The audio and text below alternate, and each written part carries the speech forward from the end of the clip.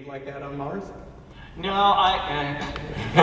Mark is, yeah, I mean, a little bit, his personality is partially based on mine, but he has, like, all of my good points, and he has them magnified, and then none of my flaws.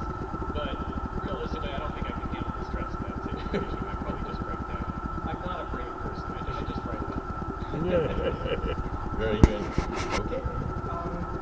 What does do you think the enormous response to your book tell us about interest in Mars out there? Not only here in the U.S., but in all the other countries, including Macedonia, where I think you had told me where they have an edition. Macedonian edition. So this has been a kind of a global phenomenon. What does it tell you about what people think about Mars and what they aspire to? Well, I think people have always been interested in Mars and have always been interested in space flight. And we haven't had much interesting stuff happen. From the public point of view, actually, when you're a space dork like me, all the stuff we're doing is interesting. I mean, especially private industry starting to get involved and the experiments they do on International Space Station. I mean, it's all exciting. But from the public's point of view, it's like, well, we went to the moon about 45 years ago, and other than that, we've just been doing kind of low Earth orbit stuff. And so the kind of increased interest in Mars is because people are like, okay, it's been a while since we did anything new. Let's start talking about Mars. And so I think the public interest is really increasing. Okay. And do you feel that Mars could, should, will be colonized? Well, could, should, would. Yeah, I would say yes to all three.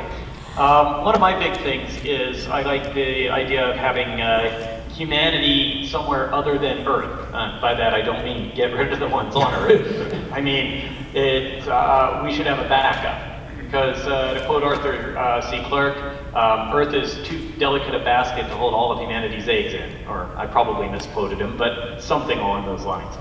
I would like to have a self-sufficient colony of humans and other species, like somewhere other than Earth. Now, it might be easier to do that on the moon, but Mars is also pretty good, especially in terms of resources, water and oxygen, CO2.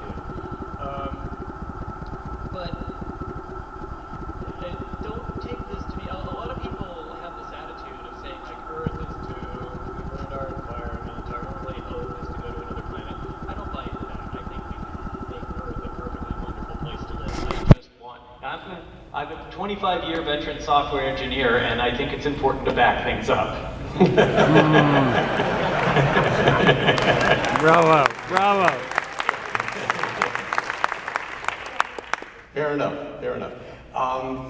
NASA obviously plays a huge role in the book, and it's a very nuanced, kind of complex role where there are some people who are wonderful and glorious and brave, and there are some people who are perhaps not quite so much. And be interested in your thinking about the agency as you were writing the book. How did you see it as the purveyor, the cause of all that happened? Well, first off, I have a huge respect for NASA. I'm a big fan, obviously. I portrayed them. I wasn't trying to portray people in there as good or bad or protagonists or antagonists. I was just trying to say realistically, what would the people in various positions do? And everybody did what they were supposed to.